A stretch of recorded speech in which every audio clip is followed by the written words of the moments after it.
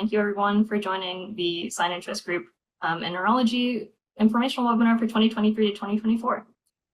Our panelists are Dr. Harini Sarva, the head of the Sign Work Group, who is also an undergraduate education subcommittee member, Joy Joseph Njiribeako, who is a pipeline subcommittee member, Dr. Ashley Paul from Johns Hopkins, who is a Sign faculty advisor, and Jacob Umans, the Johns Hopkins University Sign treasurer. And I'm Maria Giguera, somebody you probably corresponded with via email, and I'm the AN Trainee Education Coordinator and Sign Liaison. So I will pass it to you, Dr. Sarva.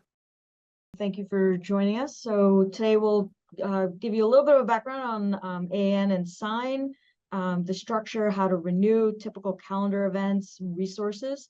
As particularly important are medical student resources like awards and scholarships, e-learning resources, and we're here to answer all of your questions. So without further ado, we'll kind of jump into it. We do have question and answers enabled, so if you have questions throughout the presentation, feel free to put them in the Q&A. We have a staff member monitoring that. So the AN is the world's largest professional organization of neurologists, and we have several different areas of focus, from education, research, practice, membership, and to advocacy.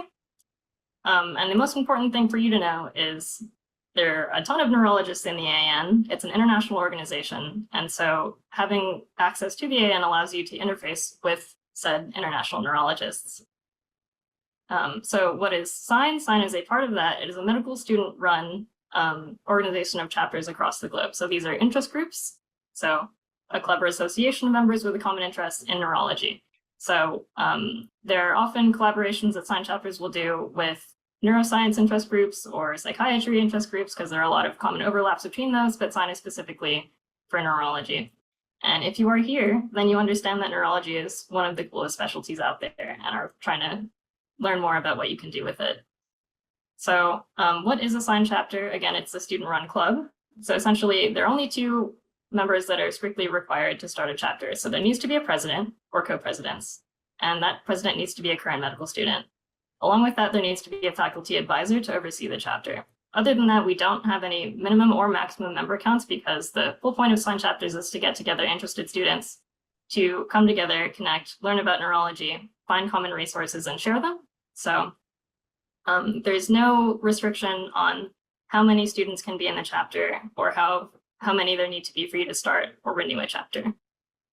We also encourage resident mentors, just because it's really helpful to hear from the people who are in kind of the next stage of your journey as a neurologist. And we also, board members are allowed as necessary, as chapters' needs will differ across different institutions. So if you start a chapter and you realize we do need a communications officer, or we do need a social media head or a treasurer, or someone specific to have those roles, then we encourage you to create them. But in the interest of just sparking the ability for students to connect over this, especially if you're renewing a chapter after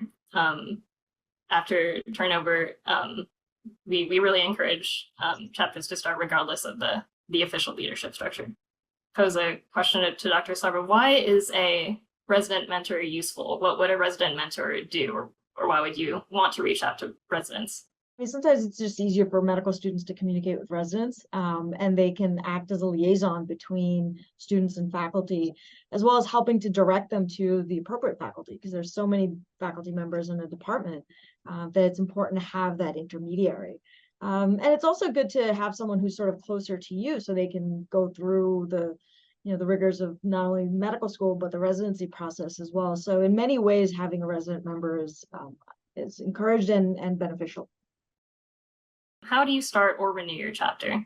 There are three things basically that you might need. In general, if you're registering for the first time, or your chapter status has lapsed, so meaning you're not sure whether there's a chapter at your school, you're maybe interested in starting one, you're not sure what the history is, then you should just complete the registration form and submit your roster.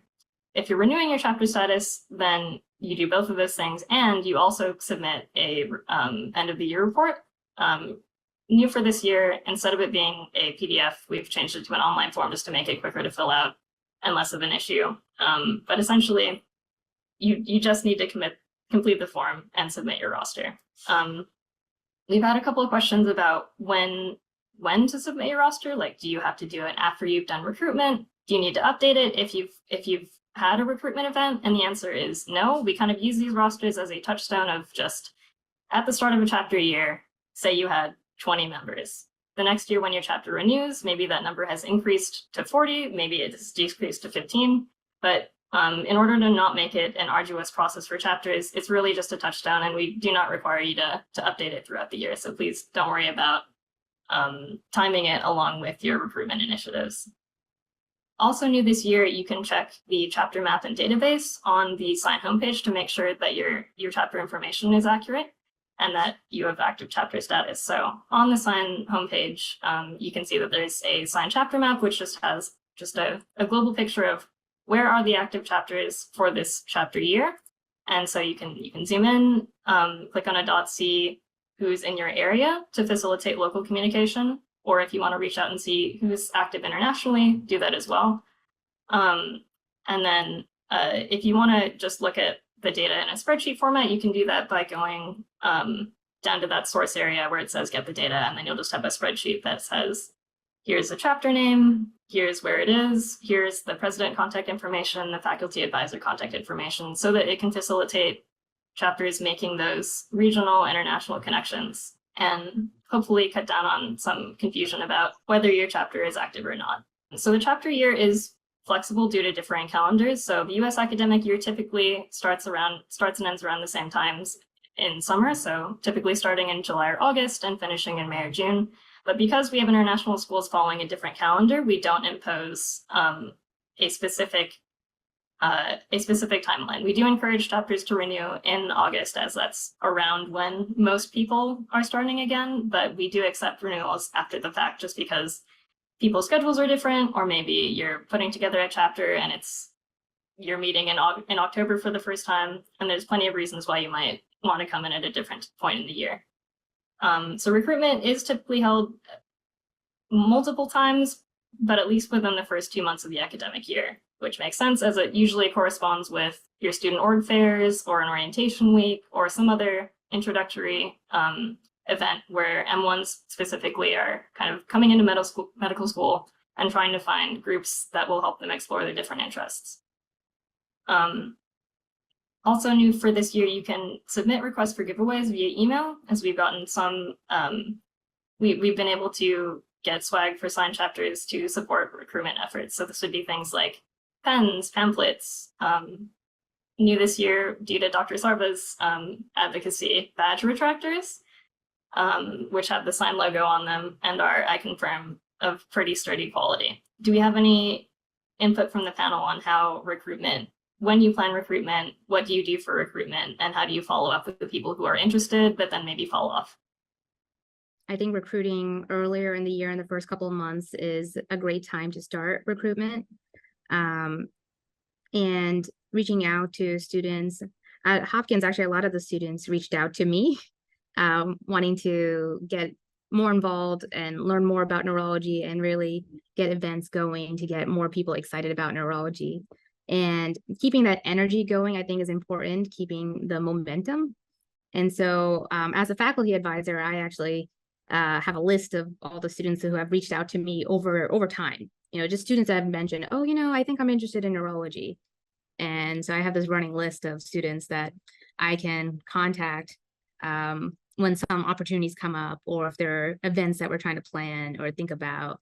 And I think that helps get the momentum going and keeping interest alive, because I know for medical students, it's a very busy time of their lives and they have a lot of competing demands. And so I try to keep that interest high. Our SIGN chapter is very grateful to have Dr. Paul's support. I think one of the things that we're thinking about for recruitment this year, one of Hopkins's rules is that we're not allowed to reach out to the first year medical students during the first few weeks when they're taking anatomy. So once anatomy concludes, once they've sort of learned the incredibly complex course of the trigeminal nerve, once they've seen just this complex set of pathways, I think one of the events that we're planning to host, just as our club's sort of kickoff event, is going to be a sort of a neurophobia seminar, talking about myths, misconceptions, really break down what a neurologist is. So for our recruitment, we're really trying to take advantage of that M1 schedule to try to sort of catch them when their interest may be higher. And I'll add on to the tail end of that. So for my institution, we have an organization fair that we host. And so we ensure that every year Sign has a booth at the organization fair with fun, items to give away. And at that moment, we go ahead and get everyone's email number, and so that we can send them out like first meeting messages. And of course, at the first meeting, always ensure that we have food. That usually gets people to come. So that would be my input there. And then I'll just note that if you're doing a second recruitment event, then making sure to do, as Jacob suggested, timing it along with the schedules of the people that you're trying to reach is a really good idea. So depending on what the schedule of your institution's M1 curriculum looks like, whether that's in like January, February, or if you even hold one at all, considering depending on what's going on, like that's a institution per institution thing. And then in terms of figuring out what's going to engage the students at your school who are interested in the moment about neurology, in the Sign Toolkit, we have a core curriculum, which is a series of different PowerPoints that were made on core topics in neurology, like what is neurology or what's new in neurology. These are sort of fundamentals that we encourage chapters to build on with topics that are specifically interesting to the people that you're trying to reach. So for example, what Jacob mentioned, or if you were at a school where a lot of the people interested in your chapter have a strong interest in sports neurology, then maybe planning something that directly addresses those things that you can all explore together would be preferable to just sort of like, well, I guess we'll hold an event because we have an example of it. So definitely making sure that you are addressing the needs of the people who are in the chapter is key. So speaking of the Sign Toolkit, this is a resource that is available on the homepage. So there's a ton of different resources in it. The main things are example activity plans, logos, and templates. So these are all meant to get your chapter off the ground, make sure that everybody has access to unified resources that help you just be part of the international group. And so within the toolkit, you'll find logos. So for different social media, you'll find images that are sized to fit on Twitter, sized to fit on Instagram, and so on. And then also logoed PowerPoints and PDFs so that you can create posters or you can create presentations as you need to. I also wanted to specifically mention a question that I've had a couple times, which is, can you use the logos for your own institution's merchandise? And the answer is definitely yes. Please do create a like a Texas Tech sign hat. We definitely encourage that. We know that people really appreciate having some way to signal group belonging, and also to kind of advertise yourself around campus so that people who you meet who are interested in neurology can be like, oh my God, I love your badge retractor. Where did you get that? And you can be like, oh, it's from this cool organization that I'm a part of, where we learn things about the sciatic nerve, and among other things.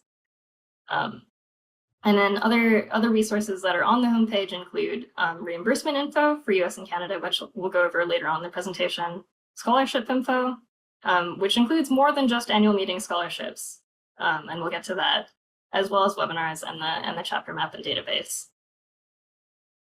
So as we mentioned, the academic year can definitely vary from school to school, but you can connect through events across the different year, aiming for at least 5 per year, planning around busy seasons. This number of 5 is based on the average amount that people submit through their end of year reports. And it's not meant to be like, if you do 4, you're a failure of a group, but just as a number that keeps you engaged and keeps you planning ahead for the year instead of kind of reacting to what's going on. Really quality, not quantity, and really what will keep people engaged. And some groups will just have many more, but it doesn't mean that 3 is worse than like say 5 or 7. So really aim for the quality and just to get as much engagement as possible. And another thing that we'll get to is there are definitely different types of events. So events that are within your chapter and small. So for example, a movie night, definitely a different scale than we're going to plan a research symposium that involves multiple schools. And that's definitely something to take into account as well. So with that in mind, we can look at an example year calendar. assuming it's starting around August and ending around May. So you might start with a recruitment event, and you secure a booth at the student org fair, or you table at another medical student event, and you have a table, you welcome people to the chapter, you explain what it's about, you have a vague plan of what you're going to do for the year, and you try to invite people to the group. We encourage following up that event with a welcome event in short succession, just so that, as Dr. Paul mentioned, if people are interested, you want to make sure that you solidify, yes, this is an active chapter, they hold events and I do want to be a part of it, versus just something where they sign their email and then they never hear from you again. And then, as Joy mentioned, offering food is a huge draw for things like this, as well as offering something that's beyond what they could perhaps Google about neurology. Like, what is something that you can offer that gets them hooked, or that makes them realize that they could learn more than just what's in sort of a textbook. And then, as far as a smaller event, having review sessions is a huge draw for people as well, because it helps them get together, make connections with fellow students, and create a space where people can talk to each other, learn, and also practice what they know about neurology, so that they're not kind of stuck having one neuroscience block and then never dealing with it again until maybe like a clerkship later on. And then the last two examples are kind of like scheduling around what's happening at your institution during the year. So, for example, if you're going over something that overlaps really well with a subspecialty in neurology, then it might make sense to invite a faculty member or attending or a resident to kind of talk about that and learn more about it, so that you're keeping on with the momentum that people are already thinking about, say, sleep. And so how can you dig into that more when people are already thinking about it, interested in it, need to take a test on it?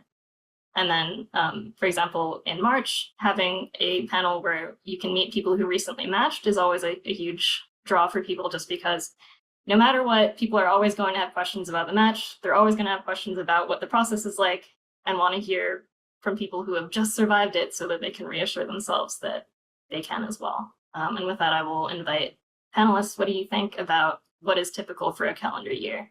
My institution, it had a very similar timeline. I think for us, though, we started planning before the match Q&A. So we had our new set of leadership. So just kind of keeping that in mind when the new leadership will take over the sign chapter, and then kind of when you would have your own officer meetings, and then moving on from there. So yes, technically your first meeting may not be until August, but the work for sign may start much earlier than August. So just something to keep in mind. A lot of the stuff that's on this screen right here, we did ourselves. And so yeah, I totally endorse what's up here. And I agree that it's a very reasonable and practical timeline. We had about 5 meetings when I was the sign president, so. Yeah, sorry. I think a lot of these events do line up with sort of things that we're hoping to do, tabling at a student org fair, sort of an intro event through our sort of neurophobia thing, neurophobia talk, which I discussed earlier, review with neurology towards the end of the year when the M1s are in their neurology block, and a match panel. I think one of the other ideas that we had discussed as a chapter is potentially doing neuro and humanities events and medical humanities focused things. Because at Hopkins in this last year, we had 8 students match neurology. And I think one of the goals of our chapter is make sure that we're reaching out beyond students who are committed to the specialty. We want to make sure that everyone will have something to gain from our events to try to get the largest audience possible. I think another thing that we've seen from, I guess, many clubs around Hopkins is that just having food at events like lunch talks or dinner seminars, that can be a really great draw. I think also having events where there's actual simulation. So we did like an LP simulation event with food. We had a stroke simulation event with one of our stroke faculty and residents. So stuff like that that's interactive can be a lot of fun. I think for a couple of them, we also gave away hammers for whoever like guessed the right answer. I forgot what it was, but that's something to do as well. And we've actually brought in a couple of patients so that the students can talk to them and ask them, questions about their conditions. So that's also another way to kind of engage students as well. And to follow up on what Jacob was saying about some of the events that we're planning this year, I think one of our focuses this year is neurophobia, because it still seems to be rampant. totally boggles my mind why that still exists. But I think combining humanities and creating events around that. So maybe workshops where you look at literature or movies and think about how neurology appears in that, in the media, and in so many other ways. Think about maybe doing some movie nights, so things that might appeal to a broader group of people, and just show how cool neurology is and how exciting it is. That is a great point, Dr. Paul, and brings us to some examples of lower stakes kind of recurring events that you might have that don't require a lot of planning and are just an opportunity for people to really get to know each other and have those kinds of organic conversations that you can have when there's vaguely something going on, but people are connecting about what's going on in their lives. People are connecting about, hey, I just read this journal article and it's bonkers. I want to talk about it. Well, if you have a movie night about, say, concussions, then you might be able to organically bring up conversations like that. Or if you have a journal club, you might pick a subspecialty that a couple of people in your group are really interested in. They can experience what it's like to be in a journal club, practice what it's like to read academic articles, to pick apart different ways of interpreting results. You can partner with residents, you can partner with other interest groups. So for example, if you had a journal club and it was about an article that was relevant to psychiatry, but also neurology, then you could partner over that and introduce perspectives that you might not have, especially if you have a smaller group. I think partnering with other groups is a great way to bring in new perspectives and possibly new members. Another example that we love to bring up is the AN actually has a anti-racism education program that was created, I think in 2020. And it's a collection of 4 separate modules that go over different facets of how anti-racism shows up in medicine and specifically in neurology. So it's a really great resource for everyone out there, regardless of your career stage, but we definitely recommend it for book clubs in that it is split into modules that are easier to digest with a group rather than just by yourself. You can really think through those things. And then lastly, we already mentioned that like review sessions or supplemental instruction are great as recurring ways to see how the various members of your chapter are doing, find out what new ideas they might have, and make those connections and preparations for holding different types of events. And then, so speaking of connecting with residents, faculty, and attendings, Dr. Sarva mentioned holding practical workshops, so skills labs, a lumbar puncture workshop.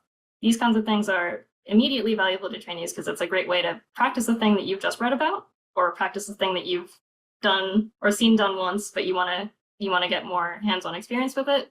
And to that, I would also add a lot of end of year reports feature people doing case presentations, which are also a great way to practice for medical school, even for the students who don't end up being neurologists. Because ultimately, if people are better at neurology, even if they don't become a neurologist, your sign chapter is a success, and you should feel good about yourself.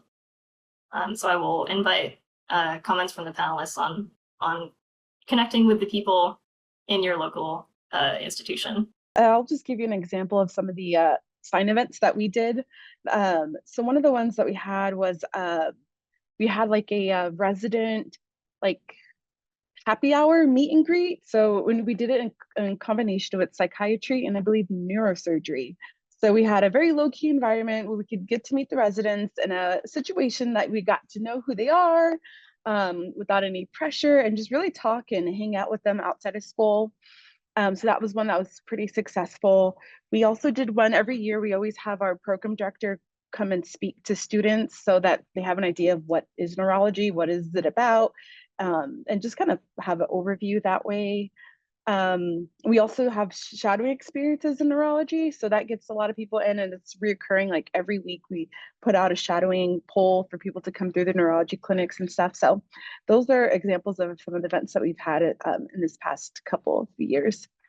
Other thoughts as well is to incorporate foundations into activities that sign chapters can work with, like Alzheimer's Association or American Parkinson's Disease Association, just bringing in that humanities aspect as well. And for a couple of years, our students actually worked with children at a local center as well. So there's a lot of ways to kind of incorporate sign and not just, you know, sitting there listening to more and more faculty lectures or anything, but to actually go out into and do community events, I think are a great way for a lot of the medical students to interact outside of medical school. And our residency program director, as well as Dr. Joseph brought up, was also very interested. So it's really important to engage departmental leadership as well, even up to the chairs level. I think our first year, our chairman had almost monthly movie and food night, and it was great. You know, and it was a really good response. So it's a great way to, you know, meet and greet people outside of, you know, normal hours as well. Before we move on, I just wanted to come back, Joy, to what you mentioned about shadowing. So how did that happen? How did you figure out, how did you plan having various line members shadow people? Was that something where you had to collaborate with specific people in the department, or how did that go? Yeah, so I would probably have to say that was our most successful event. Again, it was reoccurring. We had shadowing available all year for anyone, not just sign members, but of course sign members got the first pick of the dates and days that they wanted to come in. And so I worked closely with the like secretary, I guess that's what she was, or the office manager a lot. So about 3 weeks before the onset of the new month, I'd reach out and say, hey, any neurologist able to allow students to come in? And like, she was an amazing individual to work with, and she'd give me all the days and times that neurologists were open to having students. And so then I would put it on an Excel sheet. And then maybe a week before the new month would start, I would send it out to the class and say, if anybody is wanting to shadow a neurologist, here's your opportunity to. And so there was various neurologists around, not just in one specific area. And we specified kind of things that they did. So that's how we did that. And we, you know, made sure that students, you know, like 3 days before, you can't cancel your shadowing experience, because we have already told the doctors that they'll be coming, you know, you'll be coming by.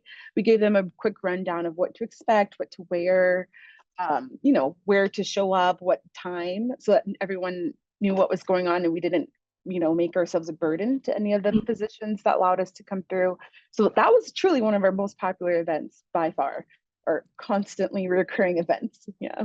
Yes, definitely a shout out to the program coordinator or clerkship coordinator. It definitely pays to have a good relationship with your program coordinator, regardless of your stage in neurology. But certainly if you're trying to figure out any kind of logistical issue involving members of the department, definitely make sure to maintain a good relationship there. As Dr. Sarva mentioned, partnering with other groups, or including events in your community. So for example, a walk for Alzheimer's, or like a Parkinson's awareness day type of event.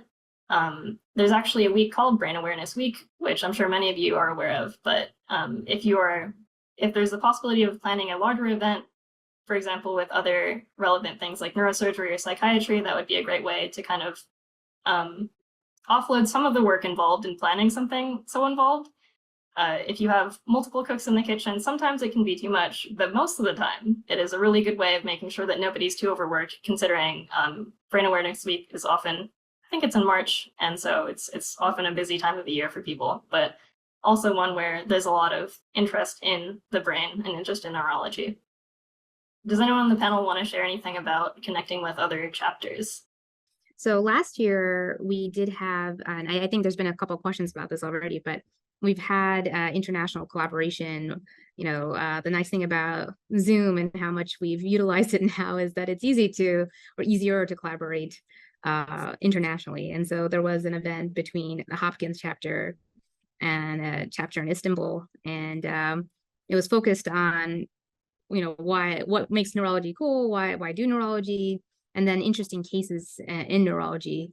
And we had 3 faculty members talk about it from 3 different institutions.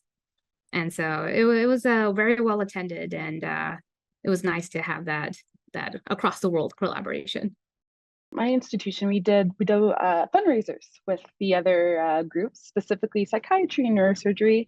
One of the ones we had our badge reels. I don't know if you could see the little brain, but we also did ones where we had white coat pins and stuff like that. So incorporating the psychiatry and neurosurgery, it was much easier to get the fundraising events, you know, done, and you got a lot more money and more, you know, more exposure that way as well. We'll be talking a little bit more about resources available to medical students. So one of the newer ones is this program called Signposts, and it's a collaboration between Sign and the resident fellow section of the Neurology Journal. So it's a cute acronym. The post stands for providing opportunities and skills to students. And essentially what it is you can submit a blog post sharing what your chapter's been up to, and it'll be published on the RFS blog, which is part of Neurology. So some other examples of different sections that they have are on the right. So these are the folks that are responsible for things like ePearls or Right Brain, continuing that push to connect STEM with humanities and other journal clubs as well. So we definitely encourage people to write up what you're doing, share it with the world, make sure that you get credit for what you've been doing and inspire other chapters to do similar things. Or you could talk about challenges that you've had and invite other people to kind of connect on those. So briefly, before we move on to the Q&A, I just wanted to go over a couple of other things. So how do events get funded? Everyone has access to their own university's funding, obviously. So if you are seeking funding from your university, this usually requires you to become some sort of registered student organization. The title might differ, but basically you just need to make sure that you are an official group registered with your school. Sometimes this is dependent on your number of members or other activity metrics that you should reach out to your institution to find out how to do that, because it usually is the thing that you need to unlock funding.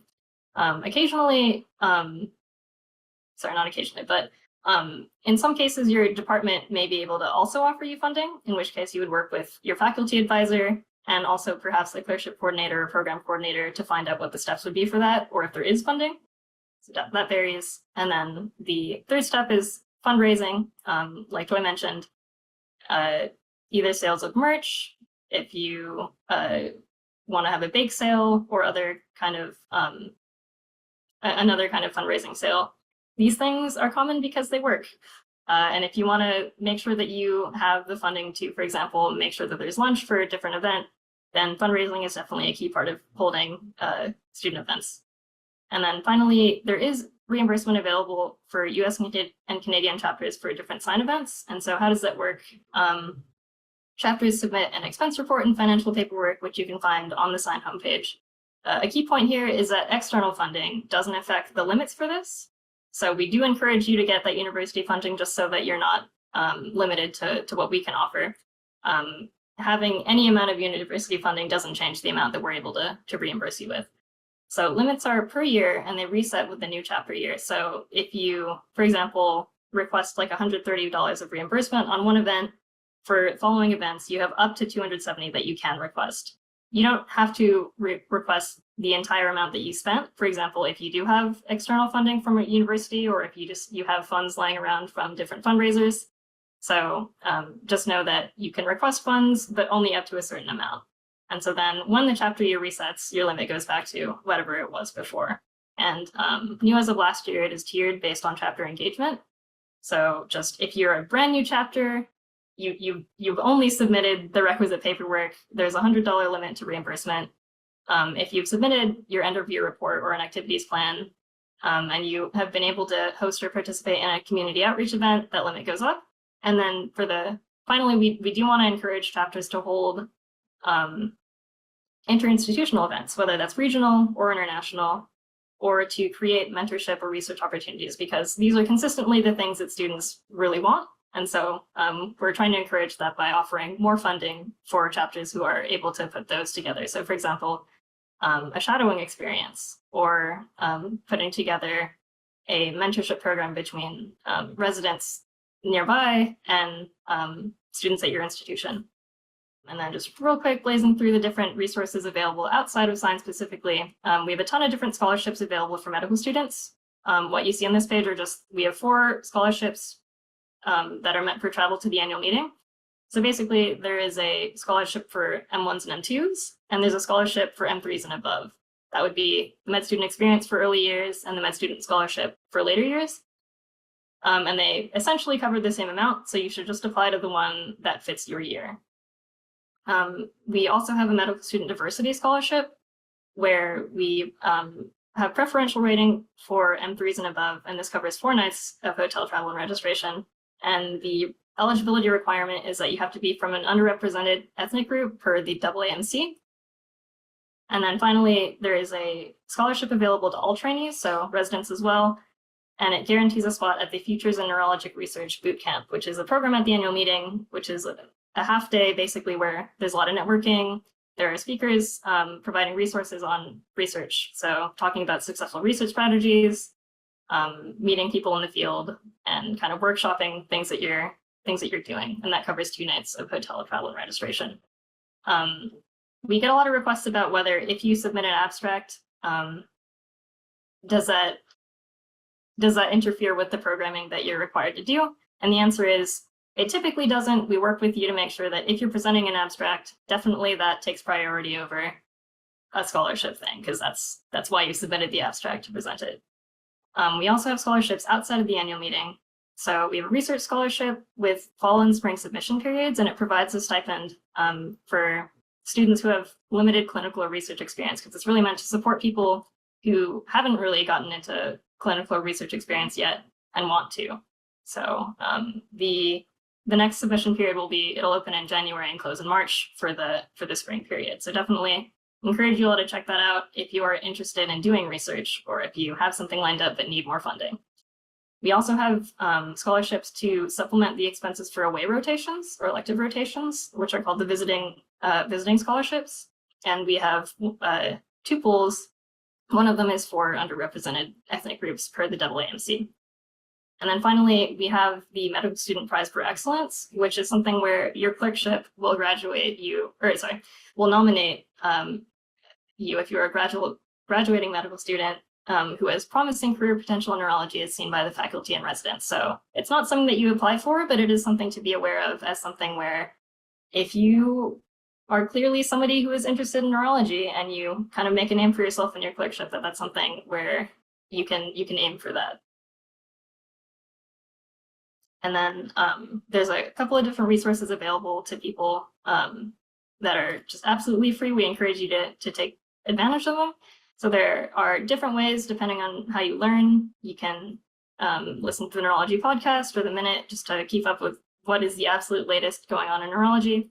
There are also different bite-sized videos produced by medical students for medical students. I believe Dr. Sarva is part of the work group for that. But essentially, these are all just bite-sized ways to get neurology into your day, as well as make sure that you are keeping up with the latest. I wanted to also give a special shout out to Synapse, just because I know it's something where students are like, what is this consistently? And they're not aware of it as a resource that they have access to. So Synapse is a forum, basically, a la old Reddit, if you remember those days. So you can lurk, you can learn, participate in conversation with neurologists across the globe who are in different specific community sections. And you can find the resource libraries that people have uploaded things that they think will be useful to other people interested in that, and talk about it. So there are over 70 different interest-based communities, and I really encourage you to look into these, just because it's a way to just keep to access the pulse of a field and just see what people who are interested in AI and neurology are talking about, and contribute if you like as well. So there's just a couple of examples of special interest communities here. So with that, we'll finally move on to the Q&A part of this panel. So we will look at the open questions here. Or real quick, I guess I'll just go over the answered questions. So who should you email about swag for giveaways? Please email me. You can email me at rgiger@an.com, and that'll be in the chat. Are international medical graduate students that are AN members able to apply for scholarships? Unfortunately, at this moment, no. We will be sure to notify you as soon as that stops being the case, but for right now, our scholarships are available for students who are based in the US or Canada. So you don't need to be a citizen, but you do need to be a student in good standing at a US medical school. And that includes US territories. So for example, Puerto Rico would also count. We also got a question about participating in away rotations, which we just answered. There are away rotations, scholarships available to folks there. Okay, we have a question about a toolkit for national and international collaborations. Currently, there isn't a toolkit, but I think panelists, you might be able to give some advice on when you are collaborating with people virtually, whether they are international or not, but especially if they are, what are some tips tips or tricks, advice, things to consider that you might not immediately think of that people should be aware of when they're collaborating? I haven't had to set up international collaborations through Sign, but I have through other organizations. I think one little thing I can think of that I think many people might not consider is just sort of the time zone conversions. Sending calendar invites can really help, especially if you're crossing the date line. Just make sure that everybody is going to be on at the same time. I think beyond that, I think international collaborations can be a lot of fun, just getting to interact with people from other countries or other organizations, other countries, other schools. It's yeah, it can provide lots of new insights into the different ways medical education is structured. And I know it's something that I'd personally be excited to consider as our Sign chapter grows. If you're trying to figure out how to even approach or get in touch with other Sign chapters internationally, Synapse is a good way to get in touch with a lot of different people all at once. And that is actually how we set up our international collaboration last year. So we had Sign chapter reach out over Synapse, and there was a back and forth response. So another question: how do you recommend connecting with other Sign groups? So I just went over. There is a map. You can find people on the map and database. But in terms of what do you do? What is your hello? I am from the Johns Hopkins University Sign chapter. Can we collaborate on something? Like, how does that interaction go? I've received, emails from other Sign groups, or it's usually student to student, as long as the information's available through the map. But you can always email the faculty advisor as well, and we're happy to connect you to our student leaders. Sorry, Dr. Joseph, I cut you off then. No, you're fine. I was just going to say one of the easiest ways was making sure that your information is accessible so that people could reach you. Sometimes you'd be surprised how hard it is to like find an email or something, especially if you don't go to that institution. So ensuring that, and then also utilizing social media. So when you do a fun event, take a picture, tag Sign, and hashtag Neurology, hashtag Neuro11 or whatever it is, brains or something of that nature. And then again, having someone check that regularly so that you get the exposure. Twitter is also great as well. So yeah, that'd be my biggest advice there. So great answers. So next question is, do you have recommendations for internal community outreach programs that are not associated with organizations? So for example, creating a support group for a group of patients, etc. Usually your departments may already have support groups for certain conditions. Like we already have like a stroke support group or a Parkinson's support group or an MS support group, for example. So you can always reach out to those coordinators and involve the Sign chapter. Setting up your own support group can be a little bit challenging on your own, but I would reach out to like clinical care coordinators throughout the various subspecialties to see how you can assist or volunteer. yeah, I agree. I think the best place to start is internally in your department, reaching out and seeing what already exists and building off of those resources. And it might be a nice way to have a stream of volunteers into something that might have that need. Maybe there is a support group that exists, but they don't have enough volunteers, and you can fill each other's needs.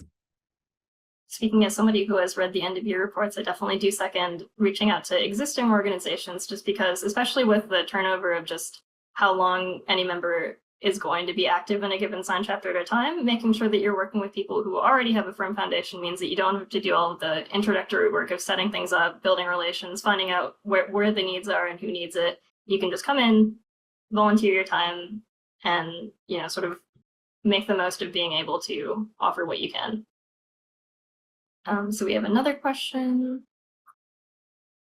The question is about whether Sign members can attend the annual meeting in person for free. To that, I would direct you to the different AN scholarships that we have. I think altogether there's about, I want to say around 110 maybe-ish spots that we can offer for free registration, lodging, and hotel. And I definitely encourage you to apply to that early. One of the important eligibility requirements about it is we can only offer one student per institution each scholarship. So for example, if there's like 30 people in your chapter, like 5 people are interested in going, just know that it makes sense to maximize the amount of people who can attend the annual meeting and get these scholarships by making sure that you apply for different scholarships.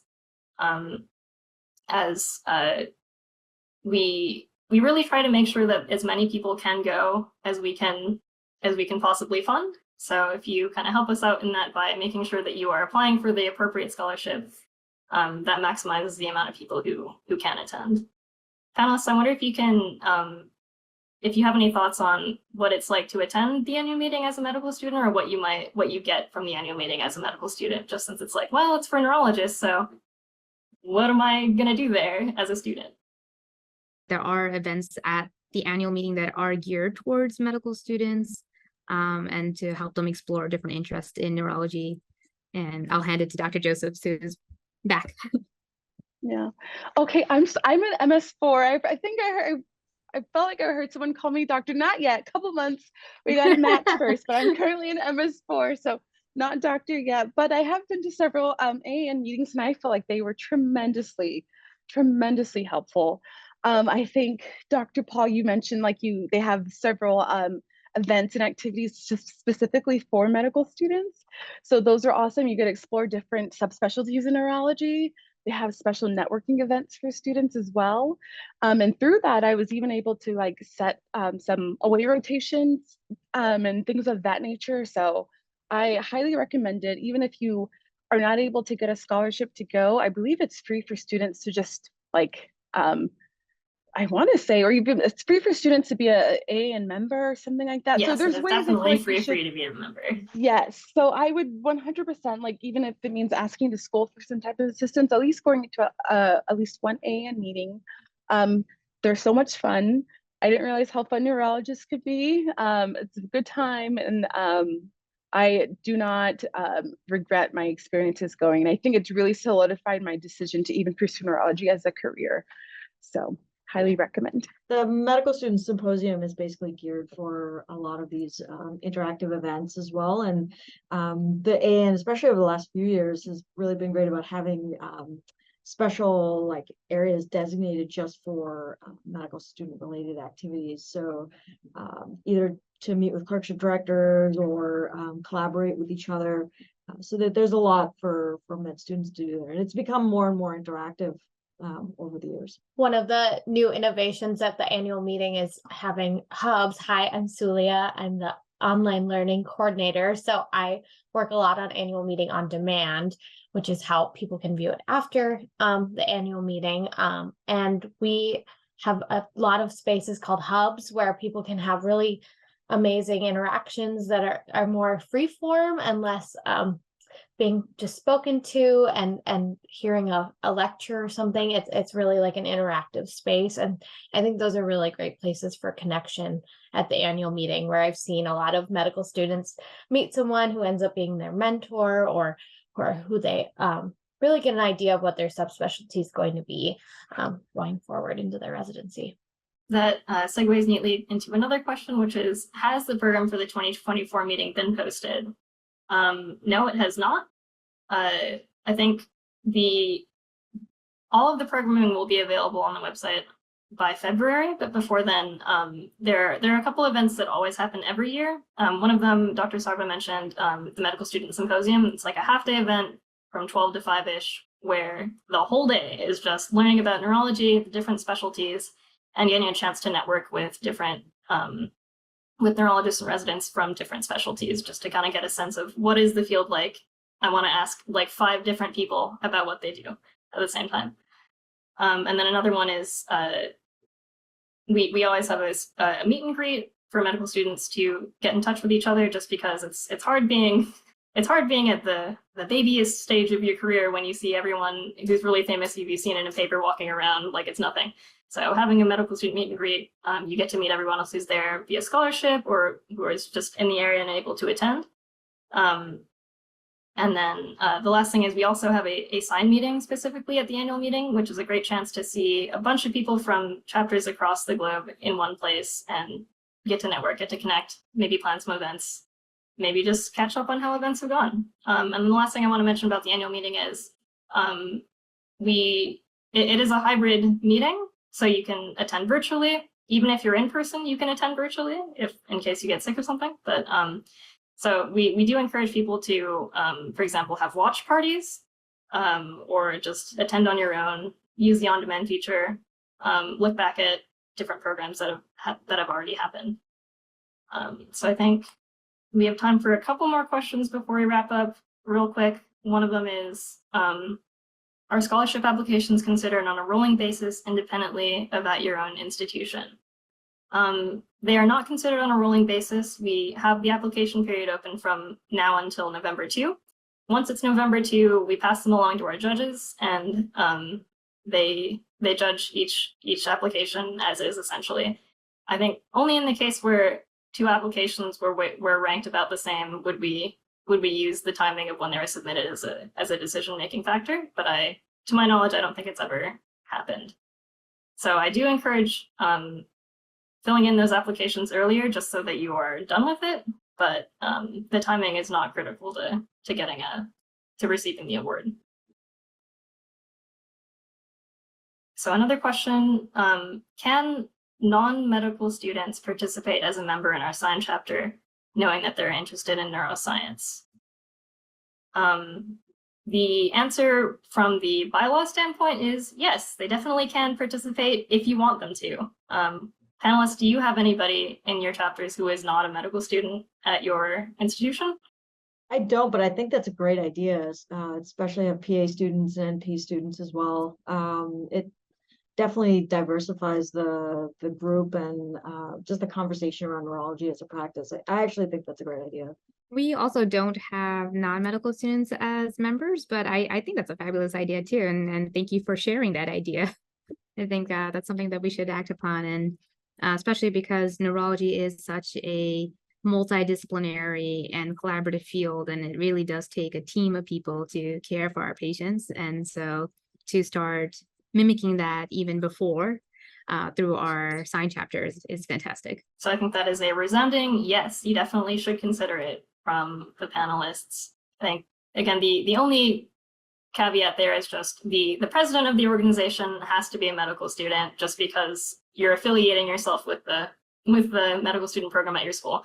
But other than that, it sounds like if you're able to figure out a way to make it work within your institution, please do invite people from other in other stages who are interested in neurology as well. Okay, so we are almost at time. So I just want to briefly wrap up. Does anyone have one last piece of advice to share with the attendees? I would definitely see plan.